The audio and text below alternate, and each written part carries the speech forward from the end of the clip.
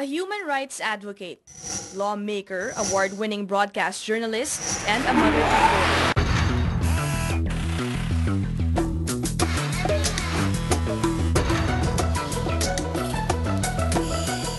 47-year-old Ana Teresia Ontiveros Baraquel, or popularly known as Risa Ontiveros, has done it all.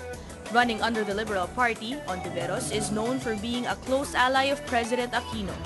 Samahan po natin, patuloy nating samahan ang ating minamahal na si President Noy sa pagtulak ng mga pagbabago at mga reforma na para sa atin ng mga kababaihan, para sa kalusugan ng ating mga pamilya at kalusugan ng ating buong bansa, mga reforma na magdadala sa atin daan sa matuwid na daan, sa maayong dalan, papunta sa isang maayong kinabukasan. Before her career in politics, Ontiveros at a young age led various groups promoting peace and order.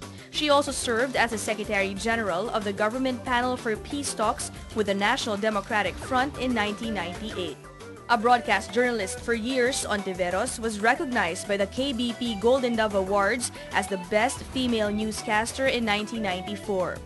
In 2004, she won a seat at the House of Representatives as an Akbayan Party List representative.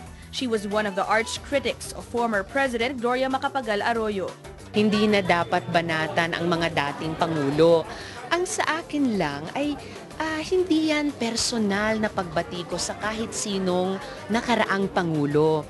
Ito ay pagsingil natin, pagpuna sa mga nangyaring katiwalian at pang-aabuso na yun naman talaga ang issue.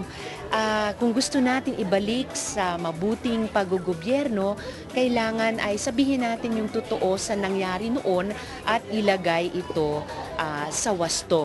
As a legislator, she filed bills on cheaper medicines and comprehensive agrarian reform program extension with reforms. Ontiveros keeps women empowerment and gender balance on top of her legislative priority. Ano yung isang pinaka-importante sa atin na mga babae o ng sino mang tao? Kalusugan. Kaya inilaban ko na maging balaod ang cheaper medicines law. Kauban ako ni dati Senador, ngayon Secretary Mar. Ako yung counterpart niya sa House. Siya ang principal author sa Senado nitong Quality Affordable Medicines o Cheaper Medicines Law. She is also among those who pushed for the enactment of the Reproductive Health Bill. Tuloy kong sinusuportahan ang RH Law at babantayan ang implementasyon niyan dahil yan ay mabuti para sa aming mga kababaihan, para sa mga kabataan at para sa karamihan na mahihirap.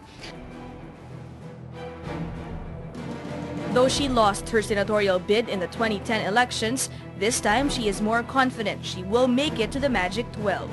Ina Andolong, Solar News.